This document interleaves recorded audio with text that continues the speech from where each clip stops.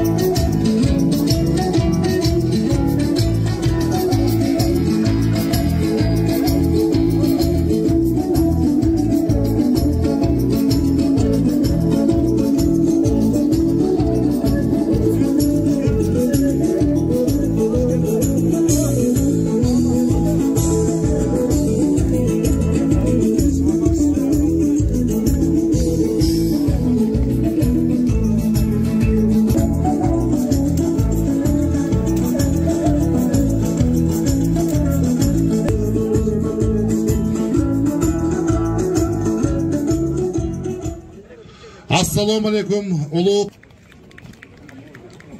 болуп келген. Жогорудагы көйгөйлөрдү чечүү менен эле жагымдуу шарт түзүү, транспорт каражаттарынын көп санда болгондугуна байланыштуу жол тыгынын азайтуу жана элдин коопсуздугу үчүн Ош-Баткен-Разаков эл аралык маанидеги унаа жолунун реконструкциялоо, капиталдык оңдоп түзөө жумуштары, жол салуу иштери мамлекеттин эсебинен башталган. Урматтуу президентибиз мага тапшырма берди. Деп чыгыптыр президентти.